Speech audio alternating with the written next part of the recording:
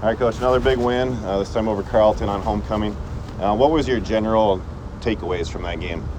It was a great game. It was a great day. We were disappointed with the weather, and not for the game so much, but we just had a kind of a blessed week last week with the alumni back, and you want a crisp, beautiful day on homecoming, and I was blown away by how great the crowd was with the students coming up and the alumni, and so it was a great day, and I felt like we played well, and it's a game where, boy, they've really come a long way, and they're doing some great things, and they present some problems, but our guys were really good with up for the task, and really played well and hard, and stayed in the fight the whole time, and that's something that I feel like this team is gonna kind of be known for, and you hope you win, but what you build in that regard is huge. Yeah.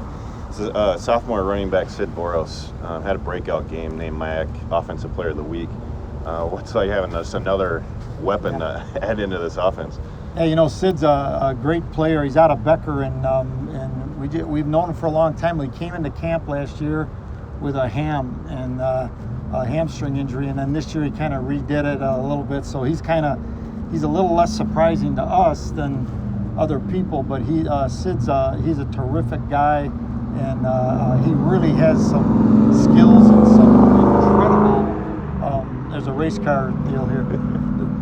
He has incredible speed and awareness, and he's just a real fluid athlete, and it's really exciting. And what's kind of neat there too is Sam Gibbous is just playing so well, and he's so tough, and so it gives you that kind of sleek and slash along with a boom, and it helps your running game, and even in your passing game, it helps it along. Yeah. So going into St. John's this week, heading up to Collegeville, another prolific quarterback and passing offense. For a third week in a row here, you've faced the top three passing offenses in the MIAC and some of the best in the country. But those experiences over the last 2 weeks, how does that prepare you for this one?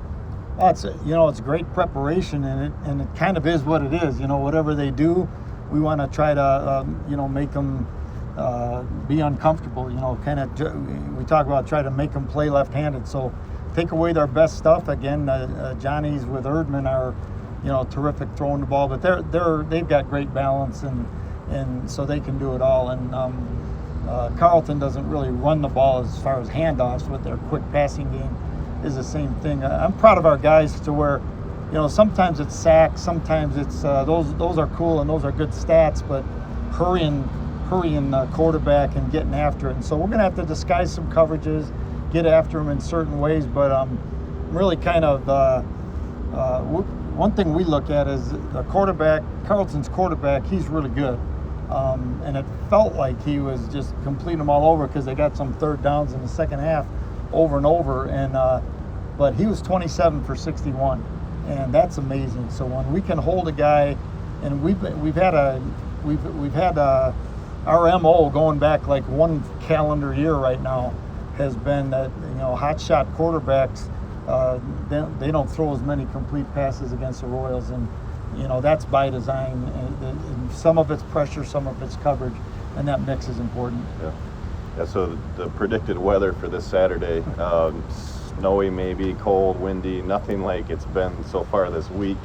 Maybe a little bit more like what the next couple days will be, but how do you prepare for those conditions without a lot of those conditions during the week going into it? Right, first of all, we're anxious to play, but we don't want to be anxious, and so the weather, even like I said with last week, we had I was disappointed in the weather for the fans, and the coaches and players, it doesn't matter quite as much, but I think that we have kind of a saying that it's going to be 100% chance of perfect because we get to play football, and that's a little cliche, but it's all you got to do. I mean, it's not like you can change it or do anything else like that, and so our preparation, as we go this week, if it's crummy out, we'll probably stay outside more readily because we know that's coming.